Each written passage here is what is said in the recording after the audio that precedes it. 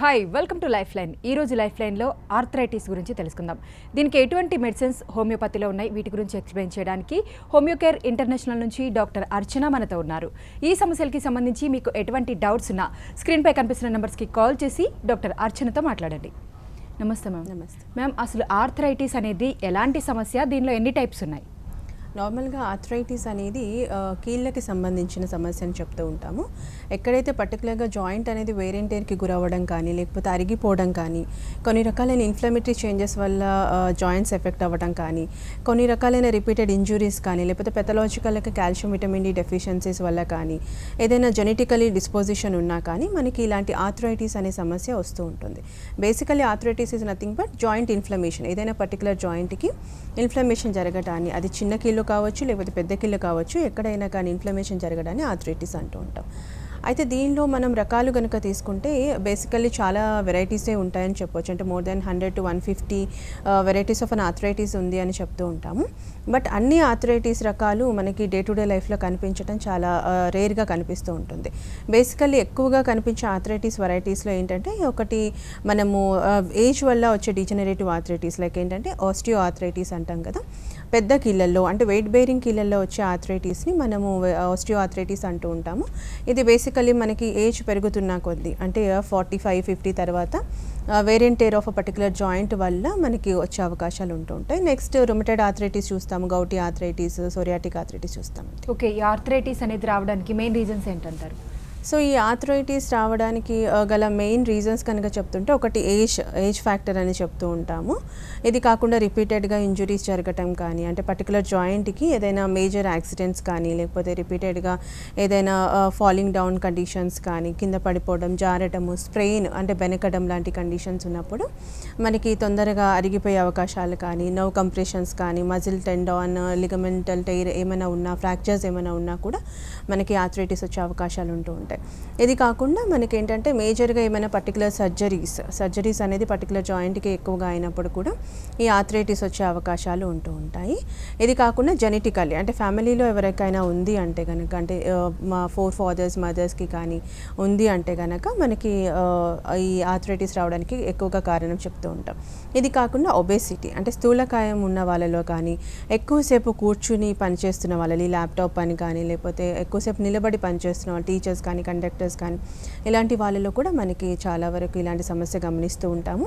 ఇది కాకుండా పెథలాజికల్గా తీసుకుంటే కాల్షియం డెఫిషియన్సీస్ ఎక్కువగా ఉండడం, vitamin B12 deficiency, even iron deficiency also. అంటే పర్టికులర్గా ఏదైతే జాయింట్కి, అది ఎక్కడైనా జాయింట్ కావచ్చు, మోకాలు కావచ్చు, వెన్నెముక్క కావచ్చు, వెన్నెముకలో ఉండే వెన్నపూసలకి కావచ్చు, పర్టికులర్గా బ్లడ్ సర్క్యులేషన్ ప్రాపర్గా లేకపోవటం వల్ల కూడా మనకి ఇలాంటి ఆర్థరైటిస్ సమస్య వచ్చే అవకాశాలు ఉంటాయి. సో మెయిన్ థింగ్ వచ్చేసరికి ఏంటంటే ఈ vitamin D, vitamin B12, calcium, at the same time iron deficiencies వల్ల కూడా ఈ సమస్య చూస్తూ ఉంటాం. ఇది కాకుండా ఏంటంటే ఎక్కువ ట్రావెలింగ్ చేస్తున్న వాళ్ళలో, అంటే ఎక్కువగా రఫ్ రోడ్స్ మీద ట్రావెల్ చేస్తున్న వాళ్ళలో కానీ, ఎక్కువగా అతుకులున్న రోడ్ల మీద పని చేస్తున్న వాళ్ళలో, బరువులు బాగా ఎత్తుతున్న వాళ్ళలో, ఇలాంటి వాళ్ళలో కూడా ఈ సమస్య చూస్తాం. ఓకే, ఈ ప్రాబ్లం వచ్చిన స్టార్టింగ్ స్టేజ్లో ఎటువంటి సిమ్టమ్స్ కనిపిస్తాయి? అంటే ఎనీ ఆర్థరైటిస్కి మనము బేసికలీ చెప్పేదే జాయింట్ ఇన్ఫ్లమేషన్ కాబట్టి, మొదటిగా అంటే ఎఫెక్ట్ అయ్యేది మనకి జాయింట్స్ ఎఫెక్ట్ అవుతూ ఉంటాయి, కీళ్ళు ఎఫెక్ట్ అవుతూ ఉంటాయి. కాకపోతే ద వెరైటీ ఆఫ్ అన్ ఆర్థరైటిస్ని బట్టి మనకి ఏ కీళ్ళు ఎఫెక్ట్ అవుతాయి, అంటే చిన్న కీళ్ళ లేకపోతే పెద్ద కీళ్ళ అనేది ఉంటూ ఉంటుంది. ఫర్ ఎగ్జాంపుల్ ఆస్టియో ఆర్థరైటిస్లో తీసుకుంటే ఎక్కువగా మనకి వెయిట్ బేరింగ్ జాయింట్స్ ఎఫెక్ట్ అవుతాయి, అంటే మోకాళ్ళు ఎక్కువగా ఎఫెక్ట్ అవ్వడం జరుగుతుంది.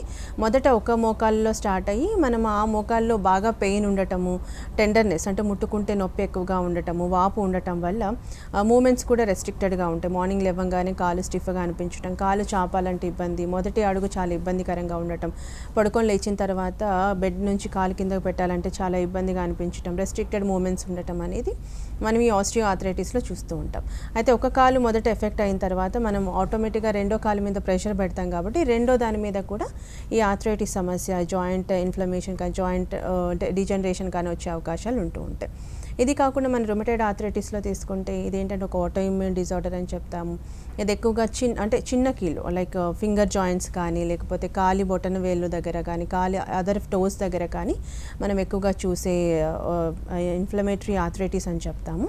కాకపోతే ఈ ఆర్థరైటిస్లో ఏంటంటే మనకి ఓన్లీ జాయింట్స్ అని మాత్రమే కాకుండా అన్ని ఆర్గాన్ డ్యామేజ్ అయ్యే అవకాశాలు ఉంటాయి. అంటే అది ఐస్ కావచ్చు, మౌత్ కావచ్చు, లేకపోతే స్కిన్ కావచ్చు, లంగ్స్ కావచ్చు, హార్ట్ కావచ్చు, కిడ్నీస్ కావచ్చు, ప్రతి ఆర్గాన్ డ్యామేజ్ అయ్యేది ఈ రుమటైడ్ ఆర్థరైటిస్లో ఉంటుంది. ఈ రుమటైడ్ ఆర్థరైటిస్లో ఏంటంటే చిన్న కీళ్ళ నుంచి పెద్ద కీళ్ళకి పెయిన్స్ అనేది ఎక్కువ అవ్వటం, ఆ నొప్పి కానీ, వాపు కానీ, స్వెల్లింగ్ కానీ, టెండర్నెస్ కానీ, ఏదైనా జాయింట్ ముట్టుకుంటే అక్కడ వేడిగా అనిపించడం, అలసట ఎక్కువగా ఉండటం, ఫీవర్ కండిషన్స్, జ్వరం వచ్చినట్టుగా అనిపించడం, వీక్నెస్ ఉండటం, ఇవన్నీ రుమటైడ్ ఆర్థరైటిస్లో మనం చూసే లక్షణాలని చెప్తూ ఉంటాం. అదే గౌటీ ఆర్థరైటిస్ అంటే మనకి యూరిక్ యాసిడ్ లెవెల్స్ ఎక్కువగా అయిపోవటం బాడీలో, అంటే బ్లడ్ లోపల, అప్పుడు మనకి ఎక్కువగా ఈ బొటన వేలు దగ్గర మనకి నొప్పిగా అనిపించడం, తర్వాత పక్క టోస్ కూడా ఎక్కువగా ఎఫెక్ట్ అవ్వడం అనేది మనం గౌటీలో చూస్తుంటాం. ఇక్కడ పెయిన్స్ అంటే కింద నుంచి పైకి వచ్చే అవకాశాలు ఉంటాయి. అంటే యూరిక్ యాసిడ్ లెవెల్ని బట్టి ఉంటుంది. అండ్ ఓన్లీ కాలు బొటన వేలు అనే కాకుండా షోల్డర్స్ కూడా ఎఫెక్ట్ అవ్వచ్చు, మోకాలు ఎఫెక్ట్ అవ్వచ్చు, కఫ్ మజిల్, పిక్క మజిల్ కూడా ఎఫెక్ట్ అయ్యే అవకాశాలు ఉంటాయి. సోరియాటిక్ ఆర్థరైటిస్ అనేది మనకి సోరియాసిస్ ఎక్కువ ముదిరిపోవడం వల్ల వచ్చే ఆర్థరైటిస్. అన్ని కీళ్ళల్లో కూడా నొప్పులు. మెయిన్ ఏదైనా ఆర్థరైటిస్కి మెయిన్ థింగ్ వచ్చేసరికి అంటే పెయిన్, స్టిఫ్నెస్, నడక ఇబ్బందిగా మారటం, వాపు రావటం, టెండర్నెస్ ఎక్కువగా ఉండటం, touch me not kind of sensation ఉండటం అనేది లక్షణాలు. ఓకే, అసలు ఈ ప్రాబ్లమ్స్ రాకుండా ఉండాలంటే ఎటువంటి ప్రికాషన్స్ తీసుకోవాలంటారు? అంటే నార్మల్గా ఈ ప్రాబ్లమ్స్ రాకుండా ఉండాలి అంటే ఫస్ట్ చూసుకోవాలి రీజన్ ఎందువల్ల వచ్చింది. వీళ్ళకి ఫ్యామిలీలో ఉంది అంటే కనుక మొదటి నుంచి కొన్ని జాగ్రత్తలు తీసుకోవాల్సిన అవసరం ఉంటుంది. వాళ్ళ BMI ఏదైతే బాడీ మాస్ ఇండెక్స్ ఉంటుందో అది టోటల్గా కంట్రోల్లో ఉందా లేదా అనేది చూసుకోవాలి. అంటే వాళ్ళకి వయసుకు మించిన బరువు ఉండడం అనేది ఉండకూడదు, ఒబేసిటీ ఉండకూడదు వన్ థింగ్. అలానే సన్నగా ఉన్న వాళ్ళలో జాయింట్ పెయిన్స్ రావా అంటే వస్తాయి. కాకపోతే ఏంటంటే ఒబేసిటీ అనేది ట్రిగరింగ్ ఫ్యాక్టర్ కాబట్టి తొందరగా ఎఫెక్ట్ అయ్యే అవకాశాలు ఉంటాయి.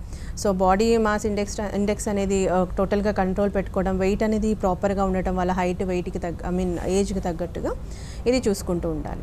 ఇది కాకుండా ఎక్కువగా బరువులు ఎత్తే పని అలాంటిది చేయకుండా ఉండటం, తీసుకునే ఆహారంలో కూడా ఎక్కువగా ఈ డైట్లో మనకి omega-3 ఫ్యాటీ యాసిడ్స్ ఉన్న ఫుడ్ కానీ, యాంటీ ఆక్సిడెంట్స్ కానీ, తర్వాత ఈ ఫ్లవనాయిడ్స్ కానీ, తర్వాత ఎక్కువగా ఈ మెడిటరేరియన్ ఫుడ్ కానీ, ఇవన్నీ ఎక్కువగా తీసుకోవటం వల్ల మనకి ఏంటంటే ఇన్ఫ్లమేషన్ బాడీలో ఏదైతే ఉంటుందో, ఏదైతే ఆ కార్టిలేజ్ మృదులాస్థి అనేది రఫ్ అయిపోతుందో, మళ్ళీ ఆ గుజ్జు అనేది ఏదైతే తగ్గిపోతుందో అది కొంతవరకు రెజోనేట్ అయ్యే అవకాశాలు ఉంటాయి. తర్వాత పెయిన్ కానీ, ఆ టెండర్నెస్ కానీ, స్టిఫ్నెస్ కానీ కొంతవరకు తగ్గుతుంది. సో ఈ ఫుడ్లో అనేది మ్యాటర్స్ చాలా ఉంటుంది.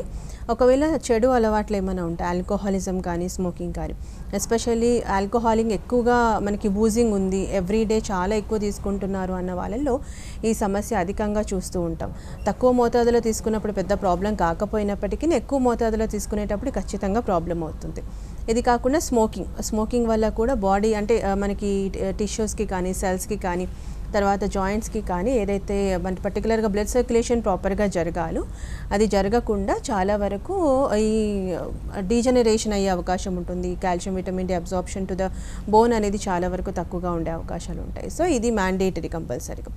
ఇది కాకుండా ఎక్కువగా కింద కూర్చొని లేగడము, తర్వాత కింద పడుకోవడము, తర్వాత ఎక్కువగా బరువులు మోయటము, రఫ్ రోడ్స్ మీద ఎక్కువగా ట్రావెల్ చేస్తున్న వాళ్ళలో చాలా వరకు సమస్య చూస్తాం కాబట్టి అది కొంతవరకు అవాయిడ్ చేయాల్సిన అవసరం ఉంటుంది. ఓకే, ఎక్కువగా ఏజ్ గ్రూప్ వారిలో ఈ ప్రాబ్లం ఉంటుందండి?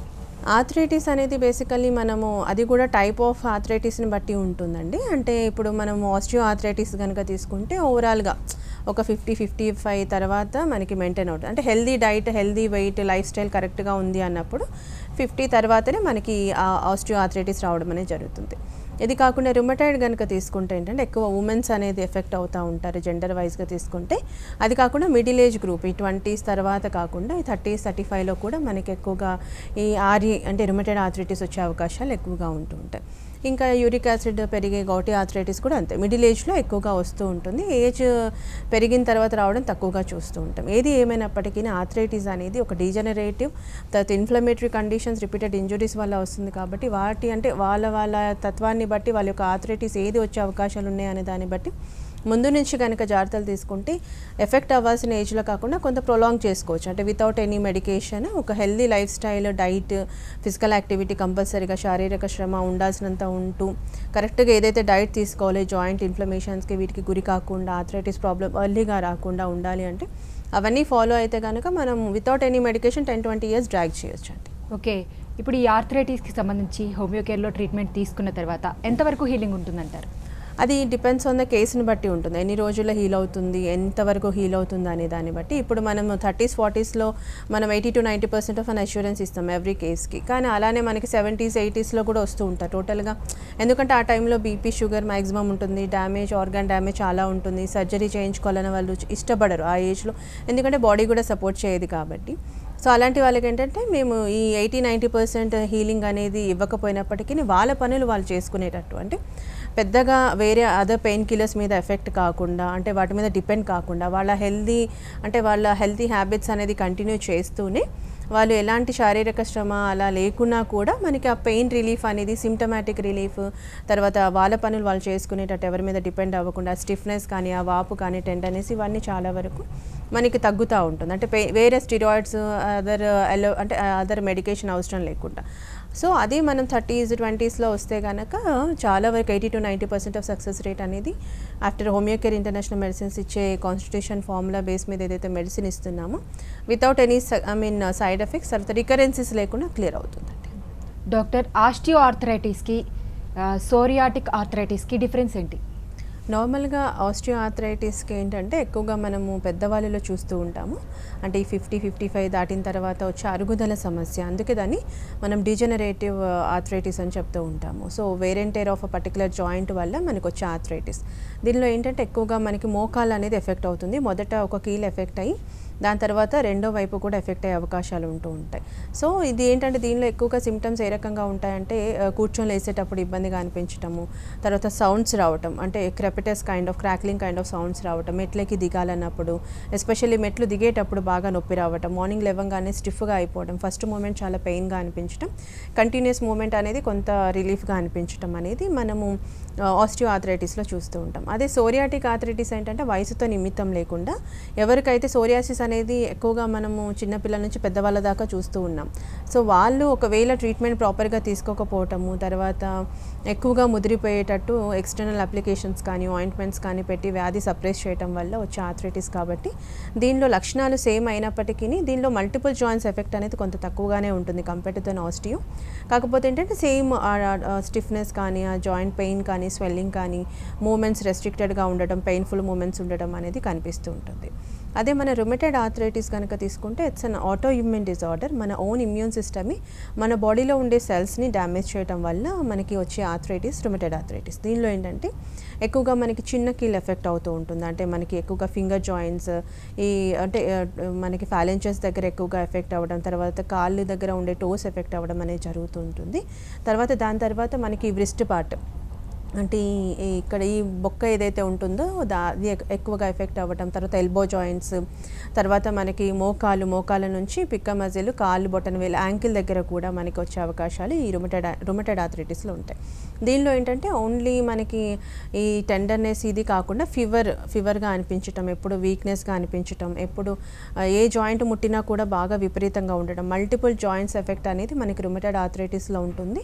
ఈ జాయింట్స్ మాత్రమే కాకుండా ఐస్ ఎఫెక్ట్ అవ్వడం, ఐస్ ఇన్ ద సెన్స్ తీసుకుంటే జోగ్రెన్ సిండ్రోమ్ అంటాం, అంటే కళ్ళు కానీ నోరు కానీ బాగా ఎండికిపోయినట్టుగా అనిపించటం, లూబ్రికేషన్ అనేది తగ్గిపోవటం, ఇది ఉండే అవకాశాలు ఉంటాయి. తర్వాత ఆస్టియోపోరోటిక్ చేంజెస్, అంటే బోన్ డెన్సిటీ అనేది చాలా వరకు తగ్గిపోయి బోన్స్ చాలా ఫ్రెజైల్ అయిపోయి ఈజీగా ఫ్రాక్చర్, అంటే చిన్న దెబ్బకి కూడా ఫ్రాక్చర్ అయిపోయి ఇరిగిపోయే అవకాశాలు ఉంటూ ఉంటాయి. సో ఇది మనం ఎక్కువగా రుమటైడ్ ఆర్థరైటిస్లో చూస్తూ ఉంటాం. అంటే multiple organ damage with multiple joints ఉంటుందండి. ఓకే, ఈ ఆర్థరైటిస్కి సంబంధించి హోమియోకేర్లో ఉన్న ట్రీట్మెంట్ విధానం ఏంటి?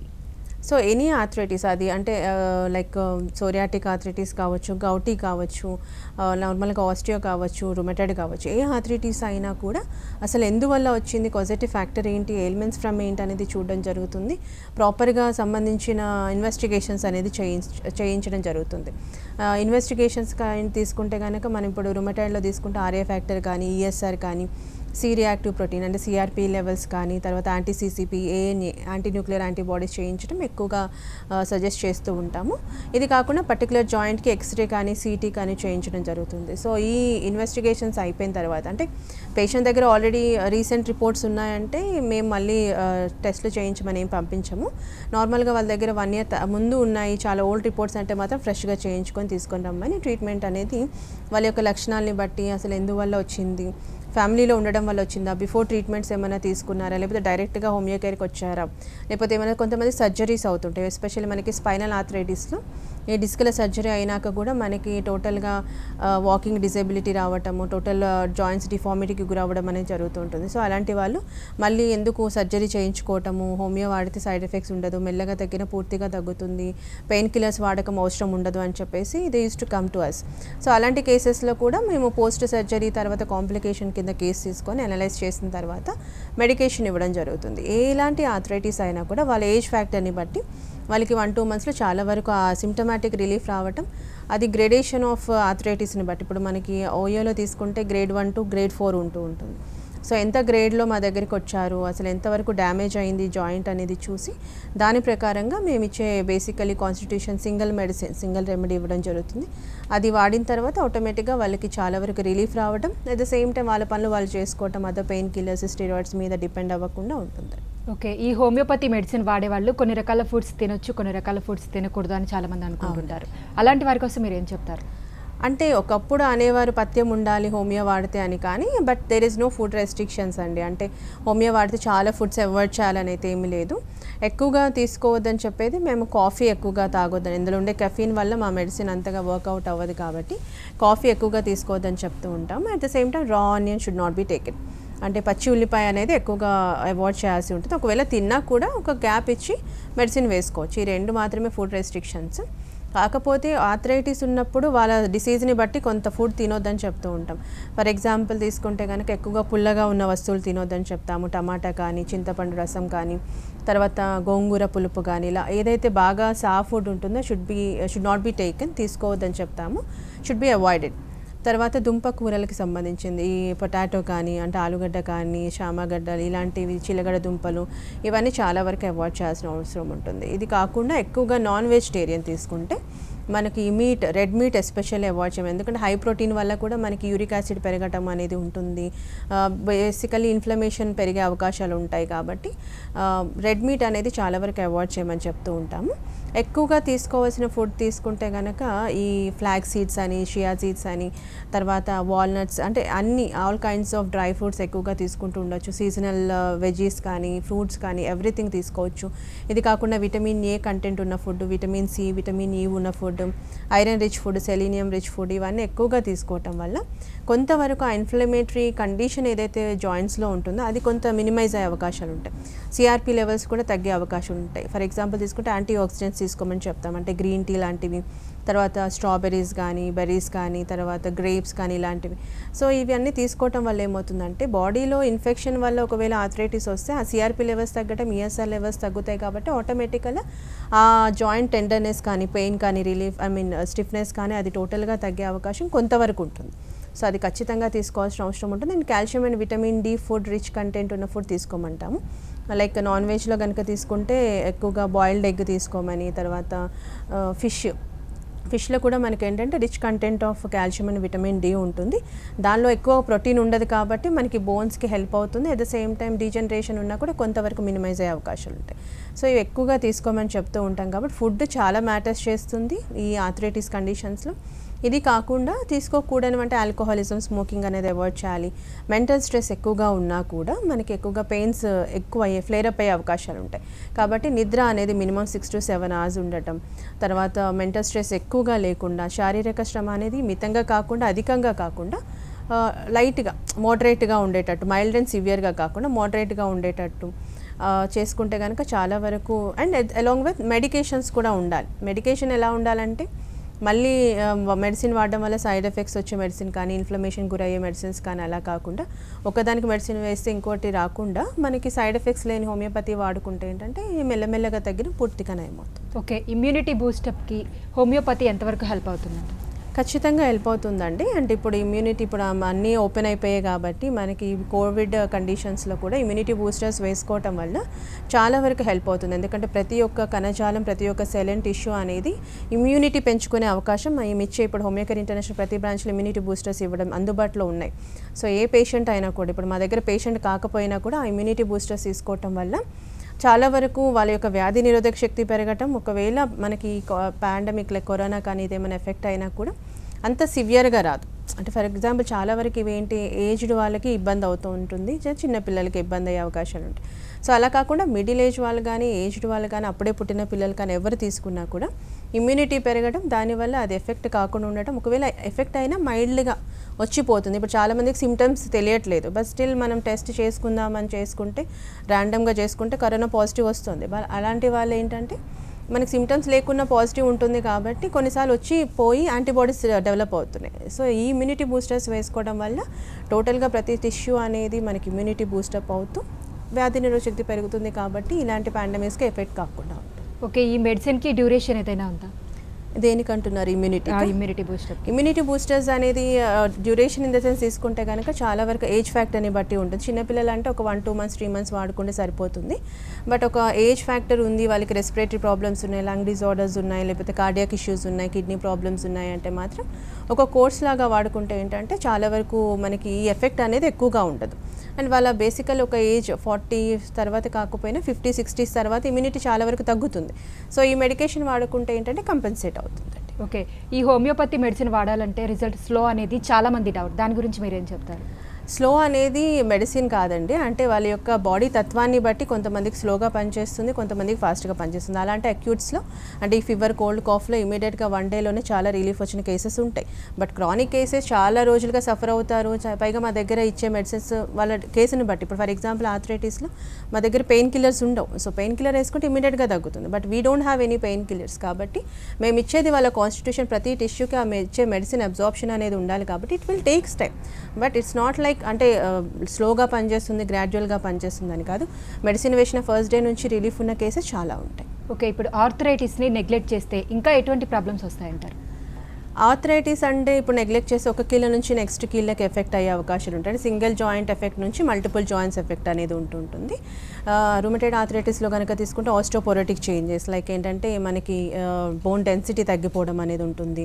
తర్వాత రుమటైడ్ నాడ్యూల్స్, ఈ హెర్బడైన్ నాడ్యూల్స్ ఫామ్ అవ్వడం కానీ, లేకపోతే ఇంతకుముందు నేను చెప్పినట్టుగా ఈ జోగ్రెన్ సిండ్రోమ్ కానీ కార్పల్ టనల్ సిండ్రోమ్స్ లాగా రావటము, తర్వాత కిడ్నీస్ ఎఫెక్ట్ అవ్వటం అనేది ఎక్కువగా ఎఫెక్ట్, అంటే ఈ హైడ్రోనెఫ్రోటిక్ కండిషన్స్ రావడం అనేది ఉంటుంది. మెయిన్ థింగ్ ఆర్థరైటిస్లో ఏంటంటే ఒక కీళ్ళు ఎఫెక్ట్ అయినాక మనం నెగ్లెక్ట్ చేస్తే మల్టిపుల్ జాయింట్స్ ఎఫెక్ట్ అవ్వడం అనేది మనం మేజర్గా తీసుకునే complication. Okay, thank you doctor. ఇది ఇవాల్టి లైఫ్ లైన్. చూస్తూనే ఉండండి TV9.